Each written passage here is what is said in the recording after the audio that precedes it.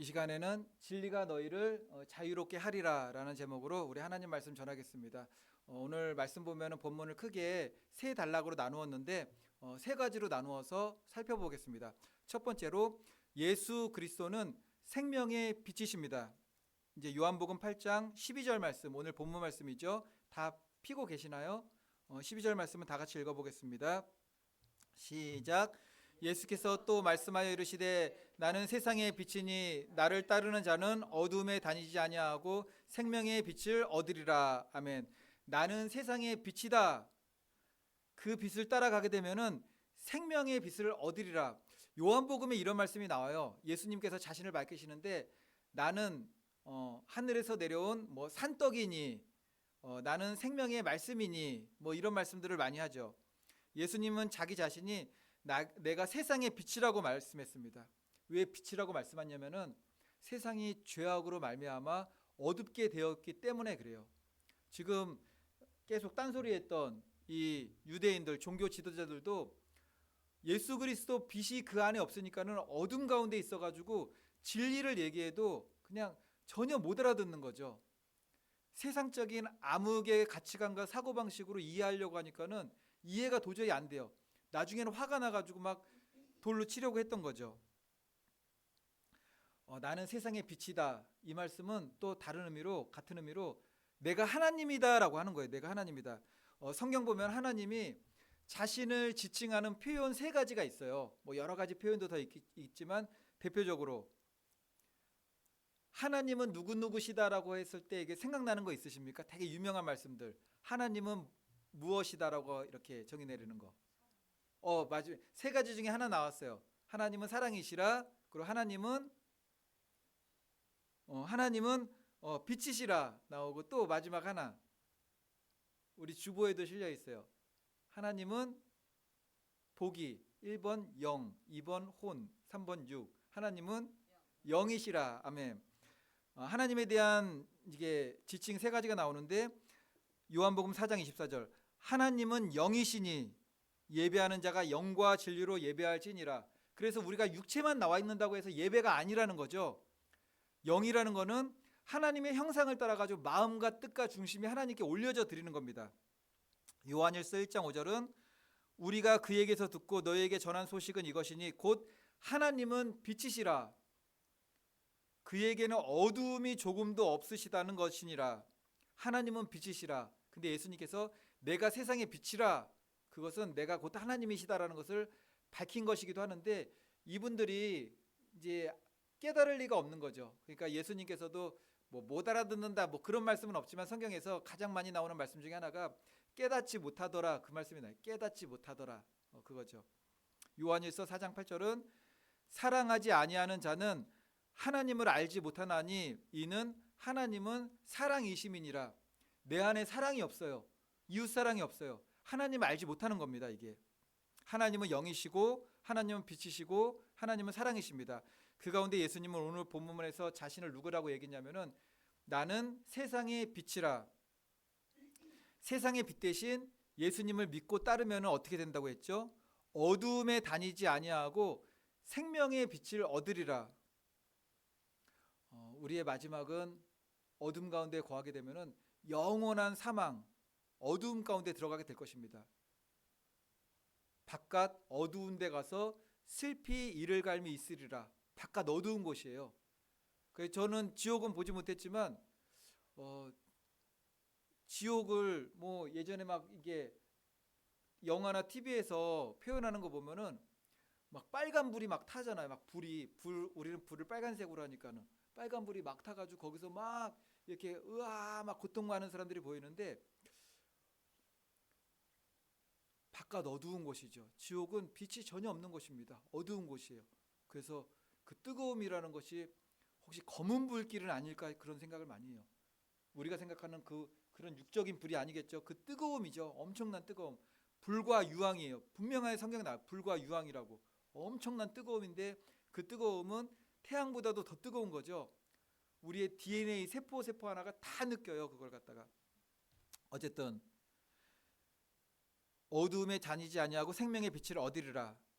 그러면 생명의 빛이라는 말씀이 무엇인지 생명의 세상의 빛이라는 것이 무엇인지, 생명의 빛을 얻는다는 것이 무엇인지, 그것을 우리의 삶에 어떻게 적용할 수 있는지. 빛의 역할은 뭐죠? 밝히는 거예요. 우리도 여기 지금 빛이 다 있잖아요. 밝힙니다. 그래서 여기가 우리가 지하래 가지고 창이 조금이라도 있으면은 불을 다 꺼도, 집에서는 낮에 다 불 끄잖아요. 빛이 들어오니까. 여기 불 끄면은 그냥 암흑이에요. 여기 앞에도 안 보입니다. 여기 앞에도. 그래서 제가 가끔 이제 나갈 때 안에 복도불이 있잖아요. 안에 불 켜고 복도불을 먼저 끄면은 바로 여기 있는데도 불 끄면은 안 보여가지고 느낌으로 이렇게 하죠. 그래서 여기서 지내다 보니까는 이제 불편함이 조금씩 느껴져요. 처음에 올 때 이 불이 막 없으니까는 처음에 저기 문 열자마자 거기 불을 하나 딱 달았어요. 달았더니 처음에는 좋다라고 생각했는데, 좀 지내다 보니까는 새벽 예배 때 불을 다 켜놓기도 뭐하고, 그렇다고 꺼놓기도 뭐하고, 그래도 예배 왔는데 완전히 어둠 춤추면 돼서 막 이렇게 더듬으면서 갈 수도 없고, 그래서 불을 달았어요. 조그만 불을 달았는데, 처음에는 그래도 불을 다니까 좋다라고 생각했는데, 좀 지내다 보니까 내가 왜 저 조그만 불을 달았을까? 좀 큰 불을 달 걸. 이제 그 생각이 들고, 그러다가 이제 또 문을 딱 열고 딱 나가면은 낮에는 그나마 괜찮아요. 계단에서 불이 좀 들어오니까는. 그래서 5시 6시 지나가게 되면은 여기 불을 끄고 딱 열면은 신발 신는데도 깜깜해요. 거기를 깜깜해가지고, 그리고 또 위에 또 천장을 또 달았죠. 이렇게 구멍 들어가 달아가지고, 야, 불이 있으니까 참 좋다. 뭐 그 생각했는데, 화장실을 또 가려니까 화장실 또 어두운 거예요. 그래서 한참을 또 이제 지냈죠. 그래, 제가 몇 주 됐어요. 몇 주 전부터 화장실 가는 데까지 연결해서 불을 달아야겠다라고 계속 생각을 하는데, 이제 시간이 이제 안 나가지고 하다가 어저께 드디어 또 작업을 했어요. 그래서 우리 성도님들도 여기 불 켜고 화장실 가려면 또 형광등 불을 다 켜잖아요. 그래서 이제 화장실 갈 정도 되면은 이제 아마 화장실은 그냥 가실 수 있으실 거예요. 아마 불이 켜져 있으니까는. 어저께 딱 달고 나니까는 좋다 생각을 했는데, 내가 와트수를 좀 밝은 걸 하지 왜 또 와트수를 적은 걸 해가지고 마음에 만족이 없. 조금만 밝았으면은 계단이 확실히 보였을 텐데, 계단이 보이긴 하는데 이게 환하게 보이지 않아가지고, 이게 지내다 보니까 이제 그런 게 있는 거죠. 어쨌든 빛의 역할은 밝히는 겁니다. 제가 화장실 불이 없어가지고 이제 형광등 불을, 너무 깜깜해 보이긴 하는데 형광등 불 켜기 싫어가지고 화장실 가다 그 턱이 있잖아요. 엄지발가락을 몇 번을 찧었어요. 거기다가 이렇게 분간이 안 가는 거죠. 분간이 거기 있는지는 알아가지고 예상해가지고 딱 짚었는데, 제가 예상한 거리가 아니었던 거예요. 발을 내딛는데 앞에 있으니까 엄지발가락에 한 번씩 탕 튀겨가지고 몇 번을 튀겼어요. 그래가지고 이제 달았던 거죠. 지금까지 보이지 않는 거죠. 빛이 없으면은 분간을 못합니다. 분간을. 그리고 이거 같다라고 생각해도 그게 아니었던 거죠. 거리도 잘못 재고 못 재는 거예요. 영적인 것도 동일합니다. 우리들 모두가 빛 대신 예수님을 알기 전에는, 믿기 전에 어떤 사람들이었죠? 성경 보면은 죄악이라는 암흑 가운데 죽어가는 자가 아니었어요. 우리는 죽어가는 자가 아니었고 죽은 자들이었습니다. 우리는 다 죄 가운데 죽은 자들이었어요. 근데 예수님께서 십자가에 달려서 죄인이 돼서 죽으셨잖아요. 그래서 십자가에 달려서 죽은 것만으로는 복음이 아니에요. 예수님께서 그 죽음의 죄악의 사망 권세를 깨치시고 부활하셔서 살아나셔서 새 생명을 얻으셨죠. 부활의 주 예수 그리스도가 복음입니다. 그러니까 칠흑 같은 암흑 속에서 하나님을 볼 수가 없습니다. 영적으로 하나님이란 존재 자체를 믿을 수가 없고 그냥 부인하면서 살 수가 없는 거예요. 이제 이 TV 프로그램 본 적 있으실 거예요. TV 프로그램에서 그 예능 프로그램이었던 것 같은데, 어느 상자에다가 이렇게 안 보여놓고 이게 뭐 보자기 같은 거 덮어놓고 손을 이렇게 만져요. 손을 만지면은, 우리 웬만한 거는 만지면 다 알겠죠. 맨날 사용하던 것들은. 근데 사용 안 하는 것들이 딱 해서 만지면 사람이 막 깜짝 놀래기도 하더라고요. 보니까는 손을 넣는데 그 안에 사람이 들어가지고 막 손을 이렇게 더듬고 있는데, 어떤 사람이 혀로 날랭거려가 손을 딱 치니까 이 사람 막 기겁을 해가지고 막 빼기도 하고 뭐 그런 거죠. 막 움직이는 꿈틀거리면은 맞추는 게임을 본 적이 있습니다. 그러니까는 만져도 모르는 거예요. 이게 우리가 모르는 부분은 그나마 생활하는 것을 알면 만지지만 전혀 이게 알지 못한 것을 만지면 어떻게 되죠? 전혀 모르는 거예요. 하나님이란 분이 그런 분입니다. 눈이 완전히 깜깜해지니까는 예수님이 오셔도 예수님이 말씀하셔도 전혀 뭔지를 모르는 거예요. 이게 모든 인간은 아담과 하와가 죄를 짓고 타락한 이후에 하나님을 알 수도 없고 볼 수도 없는 영적으로 완전히 암흑 가운데 살게 되었습니다.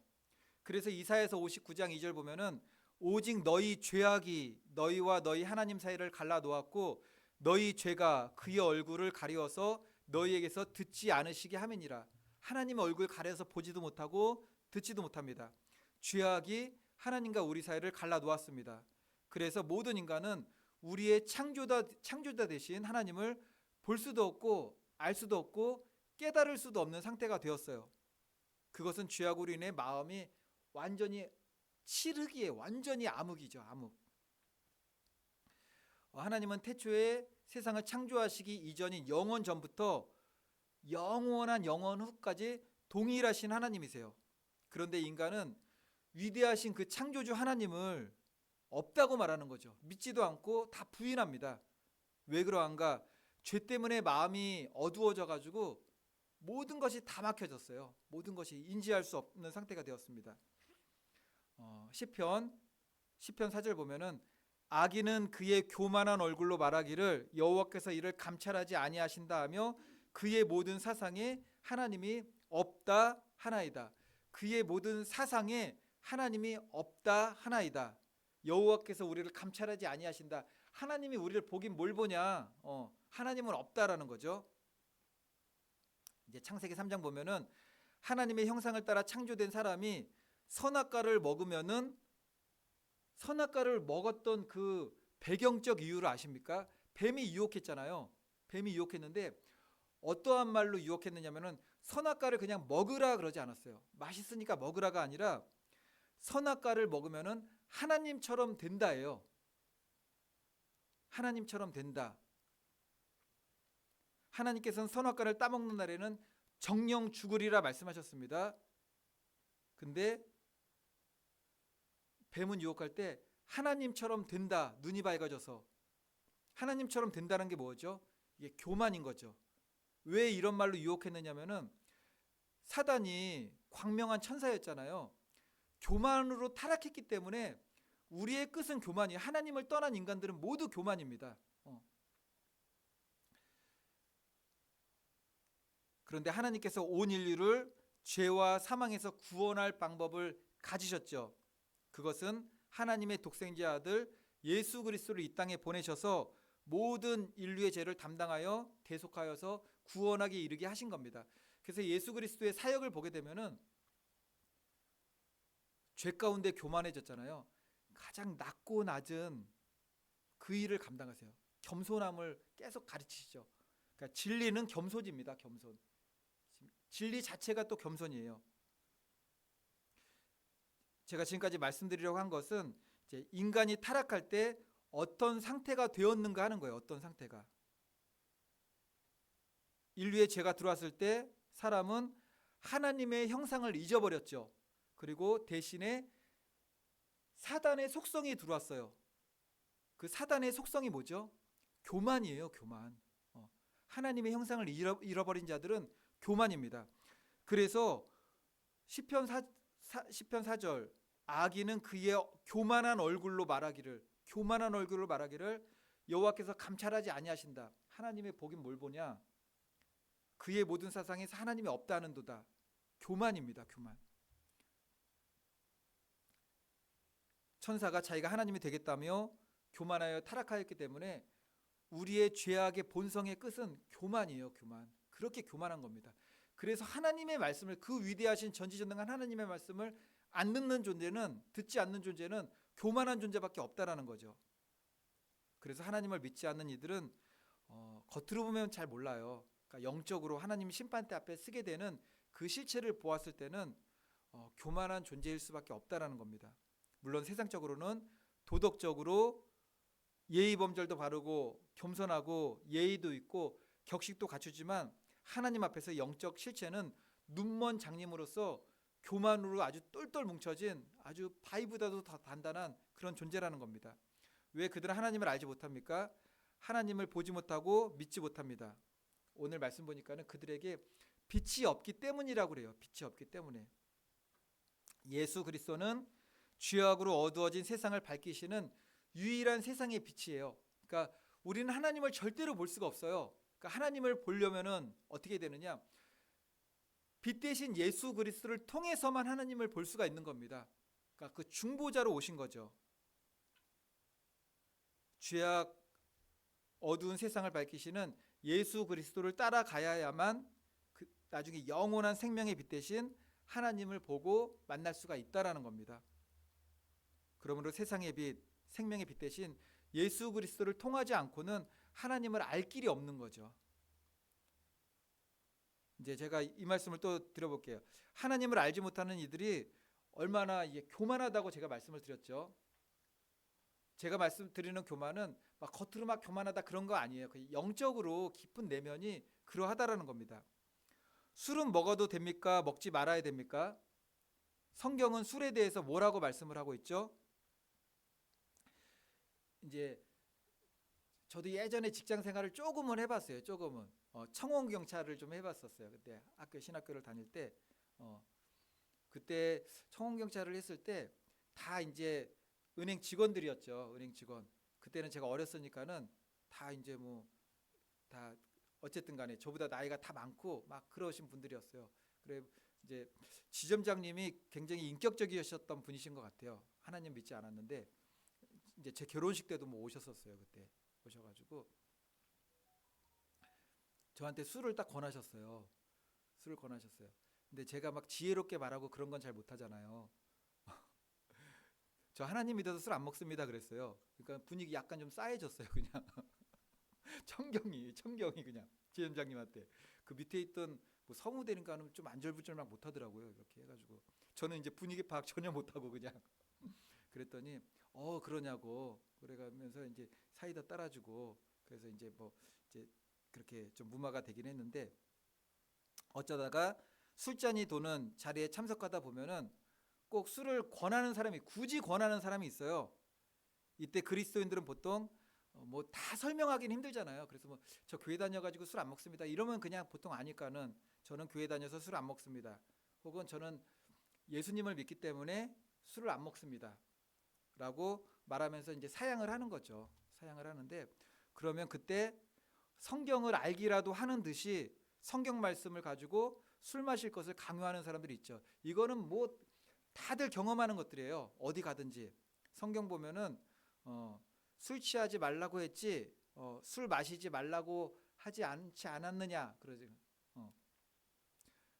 그 누구죠? 그 내가 매일 기쁘게 하는 지금 사회 보시는 분,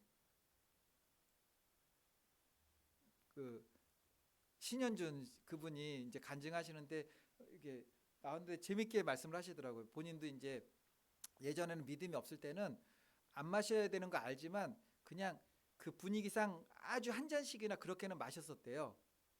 그래가지고 저 이제 예수님 믿어서 술 안 먹습니다. 그러면 뭐 나도 장로야, 뭐 나도 장로지만 뭐 그러면 이제 그렇게 되면 이제 마실 수밖에 없는 그 분위기가 있는 거죠. 술 안 먹습니다. 그래 그러면 내가 예수님의 보혈을 따라주지 뭐 와인을 뭐 갖다 주기도 하고 하여튼 막 그랬대요. 어쨌든 근데 성경 보면은 술 취하지 말라고 했지 술 마시지 말라고 했냐라고 얘기를 하죠. 그리고 예수님도 가나 혼인잔치에서 포도주를 마셨다. 그러니까 마셔도 괜찮다라고 얘기를 합니다. 제가 그런 얘기를 들으면은 어떤 생각이 드냐면은 뭐 사람에 대해서 화가 나고 막 그런 건 아니에요. 이제 왜 그러는지 알기 때문에.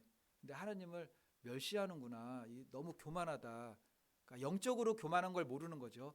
영적으로 교만해서 하나님을 멸시하는구나. 왜냐하면은 성경을 근거로 얘기를 한단 말이죠. 이게 그냥 마셔. 그러면은 이제 아무렇지 않을 텐데 성경을 근거로 얘기하는 거예요. 그렇다면은 성경을 근거로 술을 마셔야 된다는 걸 얘기한다면은 성경을 근거로 술을 마셔야 된다고 얘기하는 그는 예수 그리스도를 나의 구주로 영접한 사람인가? 예수님을 정말 믿기 때문에 성경을 근거로 술을 먹어도 된다고 생각하는 것인가? 그는 진실한 믿음을 가지고 교회의 모든 공예배에 참여하면서 하나님 앞에 예배하는 자인가? 절대적으로 주일 성수를 하는 자인가?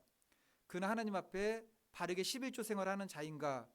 헌신하는 삶을 살고 있는가? 그렇게 하나님 말씀대로 살기를 원하는 자인가? 그래서 성경을 근거로 술을 먹자라고 말을 하는 것인가? 교단 가운데서는 술을 조금 마시는 분들도 계세요. 장로 교단 가운데 아마 통합치기 좀 그럴 거예요. 근데 거기는 술을 벌컥벌컥 마시진 않습니다. 저는 그걸 옳지 않다고 생각하지만 그분들은 교리적으로 괜찮다라고 생각을 하는 것 같아요. 보니까는 그런 사람들에 대해서는 더 이상 할 말이 없는 거죠. 전혀 그렇지도 않은데 술에 관해서만 하나님의 말씀 성경을 운운하면서 전혀 의미와 해석도 맞지 않는 술에 대한 성경 구절을 가지고 성경에 써 있으니 마셔도 된다고 하면은 그게 교만한 거랍니다. 그게 교만인 거죠. 내가 하나님의 말씀대로 살지 않으면서 하나님의 말씀에 성경에 술 먹어도 된다고 써 있으니까 술 먹어라. 전혀 의미도 해석도 알지 못하면서 그렇게 한다는 것이 교만한 거죠. 이제 술 취하지 말라라고 사람들이 많이 이야기하는 것은 에베소서 5장 18절에 나오는 말씀입니다. 근데 에베소서 5장 18절에 술 취하지 말라 이 한 구절만 나와 있는 게 아니에요. 문장 전체가 뭐냐면은 술 취하지 말라 이는 방탕한 것이니 오직 성령으로 충만함을 받으라. 술 먹는 것과 성령 충만 받는 것 두 가지를 딱 놓은 다음에 오직 성령의 충만함을 받으라예요. 술을 먹지 말라. 술은 조금이라도 뭐 취하지 그게 아니에요. 그냥 오직 성령의 충만함을 받으라. 오직은 절대적으로 이거 한 가지만 해야 된다라는 겁니다. 술 취하지 않으면 된다. 술 취하지 않으면 술 먹어도 된다. 이 말씀이 아니에요. 오직 성령의 충만함을 강조하기 위해서 성령의 충만한 것이 이제 사도행전 보면은 취하겠네 그게 나와요. 그들이 세술에 취하였다 그 말씀이 나오죠. 그래서 사도행전 말씀과 빗대어 가지고 이 말씀을 한 거예요. 술 취하면 안 되고 성령의 충만함을 받아야 된다. 성령에 취해야 된다. 혹시 성경의 술에 대한 말씀이 술 취하지 말라라는 한 구절만 있으면 이거 논란이 될 수가 있어요. 그런데 이런 구절은 이거 하나예요. 그냥 하나고 성경 보면은 술에 대해서 독주는 마시지 말라라고 단호하게 말씀하는 구절로 너무나 많아요. 너무나 많아요. 이런 구절을 얘기해야 되죠. 이제 성경에서 대표적으로 술 마신 이야기가 나오는 곳이 그 사건이 뭐가 있었죠? 술 마셔가지고 일어난 사건들. 창세기 9장 보면은 노아가 포도주 마시고 옷 다 벗고 벌거벗고 자다가 이제 수치를 당했던 그 이야기가 나오죠. 노아가 포도주를 먹으려고 술을 담궈서 먹은 건가요? 그게 아니에요. 그 바로 앞구절을 봐야 돼요. 앞구절을. 술을 먹고 싶어서 포도주를 담궈서 먹은 게 아닙니다. 20절, 21절 같이 보면은 제가 읽겠습니다. 노아가 농사를 시작하여 포도나무를 심었더니 포도주를 마시고 취하여 그 장막 안에서 벌거벗은지라. 농사를 시작했는데 포도나무를 심었어요. 이제 포도 열매를 땄는데 하다 보니까 이게 발효가 된 거예요. 대략 노아가 술 마시고 실수한 사건을 요약하면은 노아가 포도 농사를 지었습니다. 포도를 저장했더니 포도즙이 생겼고 그것을 마신 거죠. 그런데 시간이 막 지났어요. 어느 순간 발효가 됐어요. 이제 먹은 거죠. 먹고 이제 실수한 겁니다. 제가 예전에 섬기던 교회에서 아주 가끔 이제 목사님이 성찬 포도주를 나눠줄 때가 있었어요. 이제 교육자들만. 왜 나눠줬냐면은 이게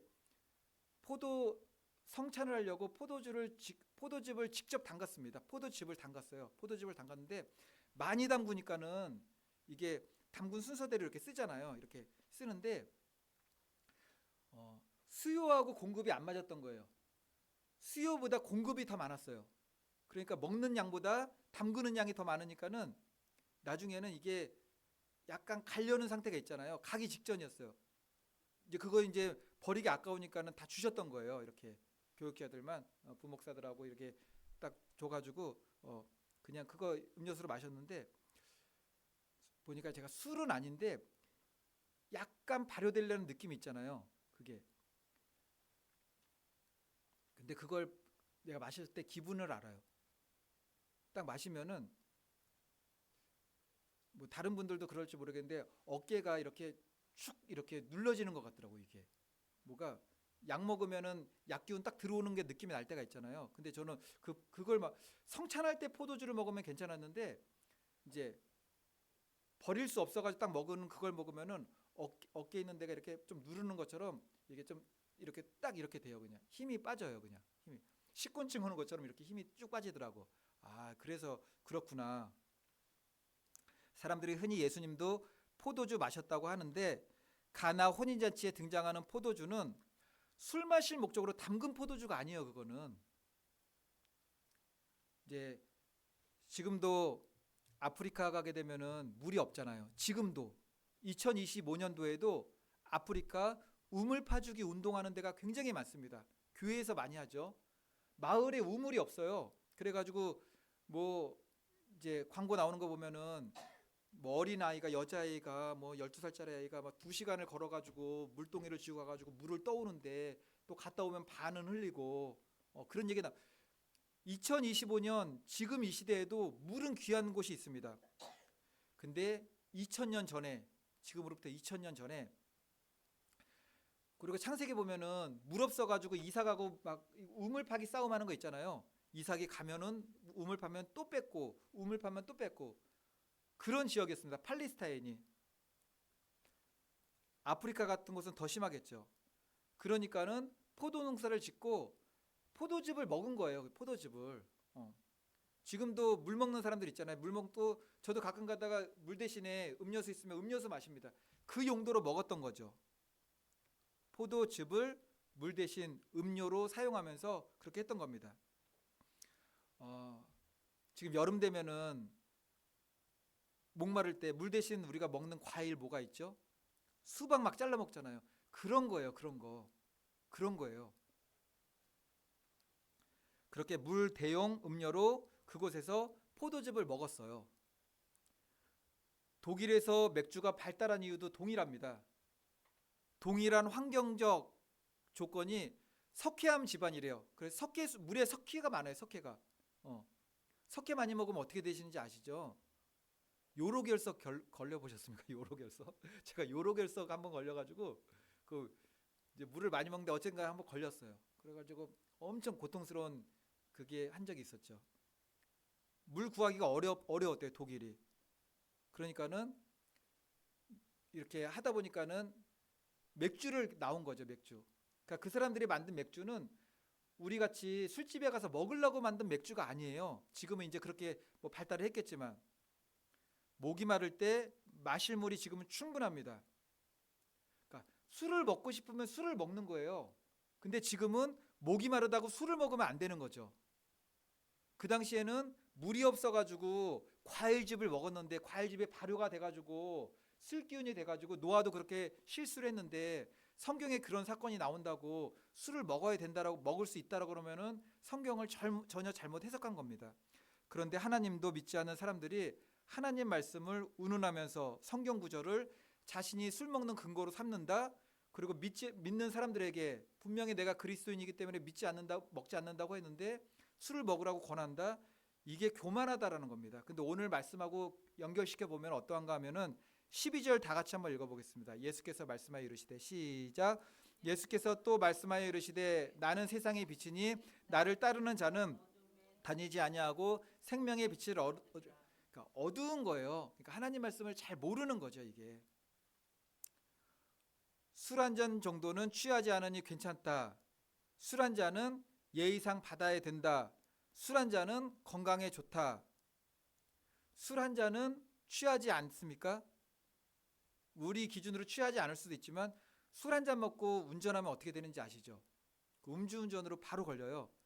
제가 예전에 한번 말씀드렸던 것 같은데 예전에 슈크림에 알코올 들어간 거 술빵인지 모르고 술빵을 산 것도 아니었던 것 같아요. 제가 그때 금요철에 그거 경기도 하남에 운행 갔다가 암사도니까 들렸다가 어머니가 빵 주셔가지고 먹었는데 그거 먹고 가다가 측정했는데 걸렸어요. 그러니까 저도 놀래고 그 막 어쨌든 그랬죠. 술잔이 아니라 빵에 조금만 알코올이 들어가도 음주운전에 걸려요. 만약에 소주 한 잔만 딱 먹고 아마 차 바로 타보세요. 바로 걸립니다. 이거는. 술 한 잔은 예의상 받아야 된다. 하나님께는 예의를 안 지켜도 되는 것이겠습니까? 갈라디아서 1장 10절. 이제 내가 사람들에게 좋게 하랴 하나님께 좋게 하랴 사람들에게 기쁨을 구하랴 내가 지금까지 사람들의 기쁨을 구하였다면 그리스도의 종이 아니니라.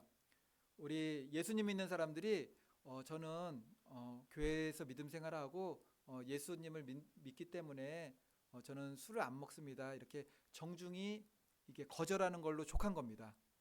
정중히. 성경은 자녀들이 부모들에게 순종하라고 하나요? 순종하지 말라고 하나요? 순종하라라고 하는데 그냥 순종이 아니에요. 에베소서 6장 1절 보면은 자녀들아 주 안에서 너희 부모에게 순종하라 이것이 옳으니라. 자녀들아 주 안에서 너희 부모에게 순종하래. 주 안에서 하나님 말씀을 따라서 순종하라는 거죠. 그리스도인의 모든 삶의 1순위는 주 안에서 하나님의 기쁨을 구하는 하나님의 말씀이 우선되어야 한다라는 겁니다. 술 한 잔이 건강에 좋아요. 술 한 잔이 건강에 좋아요. 저도 이제 그런 얘기를 많이 들었던 것 같아요. 그리고 그거 먹고 건강하시는 분들도 계시다고 그런 것 같아요. 한 잔을 반주로 마시면 뭐 혈액순환도 잘 되고 좋은 영양제가 있는데 그리스도인이 굳이 술이 몸에 좋다고 해서 영양제를 먹으면 되지 굳이 술을 마시는 거는 덕이 안 되는 거죠. 이거는 구원의 여부를 떠나서 덕이 안 되는 겁니다. 저희 이제 목사님들 제가 가입되어 있는 교단의 목사님들이 이제 카톡방에 있는데 카톡이 올라왔어요. 나이 이제 많이 드신 목사님이신데 소주가 가글에 좋다고 올리셨어요. 추천하시느라고 소주가 이제 드시는 건 절대 아니죠. 그래가지고 재밌으라고 또 올리셨대요. 이제 남편분이 장로님이세요. 장로님이신데 소주를 그렇게 가글 하셨나 봐요. 그 소문이 났대요. 목사님 남편이 장로님인데 술고래라고 소문이 났대요. 그냥 우스갯소리로 우리는 무슨 의미인지 알겠지만 이건 덕이 안 되는 거죠. 이거는 구원 여부를 떠나가지고 덕이 안 되는 거죠. 이거는 약국 가면은 좋은 가글도 많은데 굳이 소주를 사다가 입을 가글하고 제가 입이 많이 말라가지고 다음 주부터는 좀 가글을 하고 오겠습니다. 문 걸어 잠그고 소주에 갖다가 이렇게 할렐루야 알코올이 확 나가는 거죠. 이게 알코올이 이거는 구원 여부도 그거 상관이 없는 거예요. 덕이 전혀 안 되는 거죠. 덕이.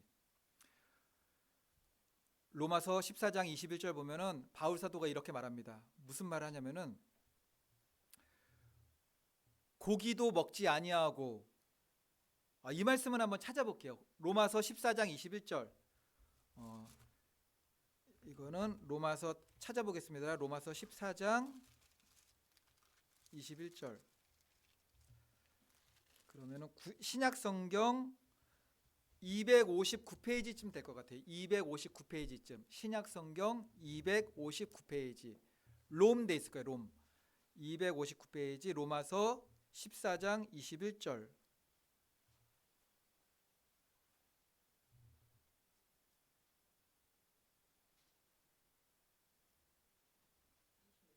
(21절)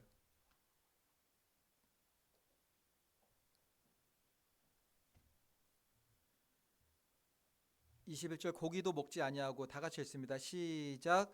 고기도 먹지 아니하고 포도주도 마시지 아니하고 무엇이든지 내 형제로 거리끼게 하는 일을 아니함이 아름다우니라. 여기서 바울 사도가 고기도 먹지 않겠다. 포도주도 마시지 않겠다. 이거는 구원 여부에 대한 말씀을 한 게 아니에요. 바울 사도는 먹어도 돼요. 가한 것이었어요. 바울 사도는. 그런데 먹지 않았던 이유가 있어요.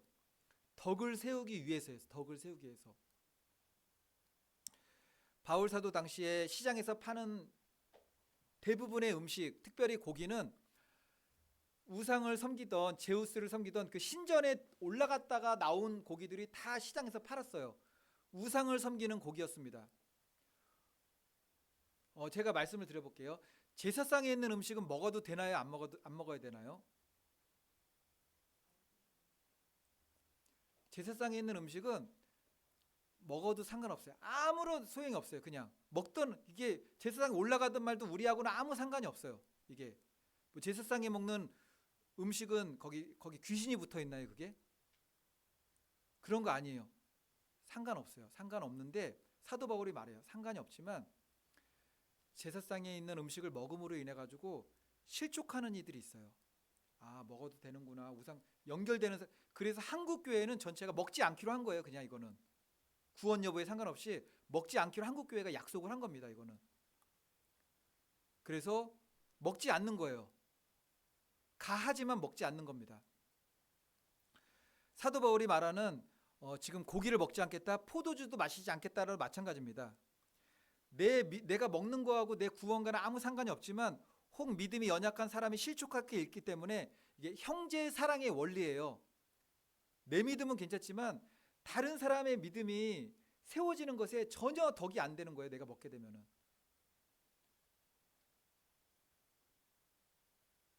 이런 거죠. 제가 설교 전에 소주로 입을 가그라고 와가지고 냄새를 풍기면은 은혜가 되겠나요? 그게 안 되는 거죠. 표면적으로 술을 마신 것도 아니고 약으로 사용한 거지. 가글로 사용했지만 그거는 형제 사랑에 대한 도리가 아닌 거예요. 성경적인 원리로.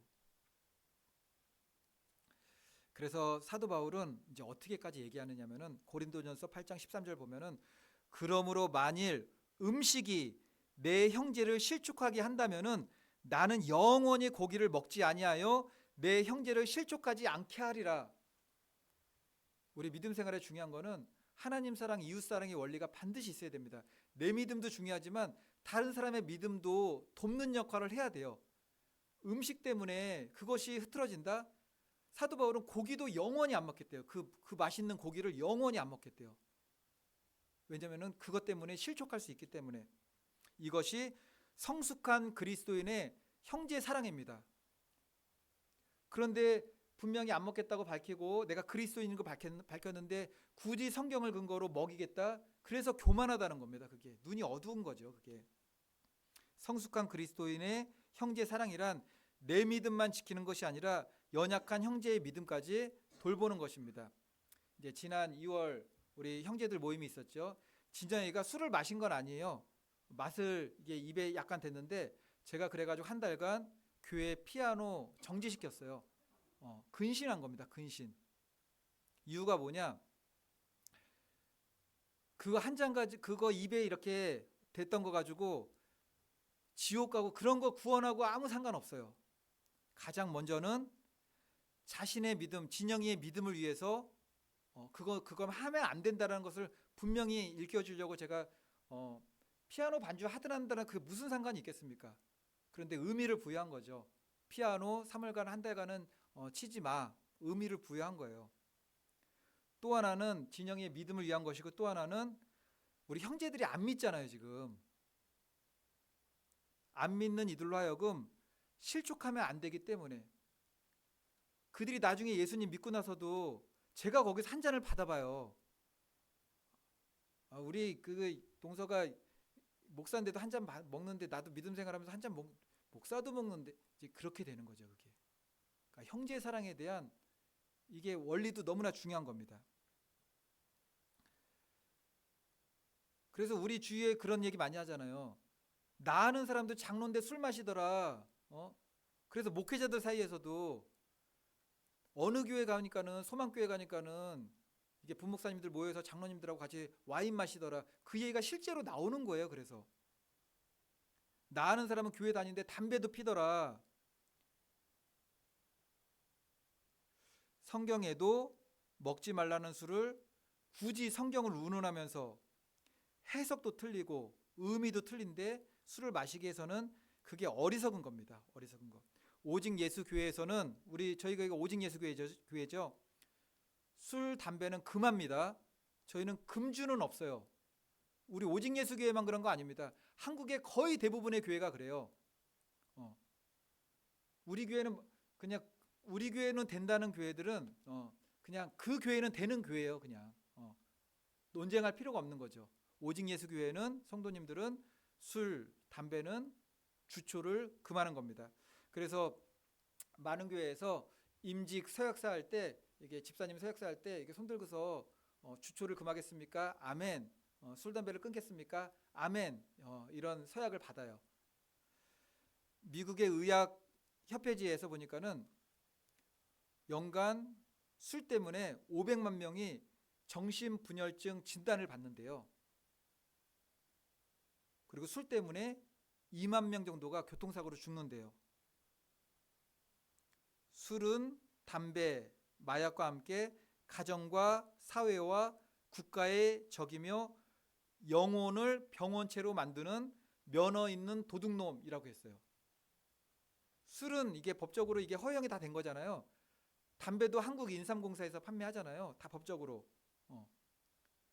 법적으로는 허락을 했지만 면허가 있는 거죠. 근데 우리를 파괴시키는 도둑놈이라는 거죠. 폐암 환자가 20년간 500%가 증가했대요. 담배 때문에, 흡연 때문에.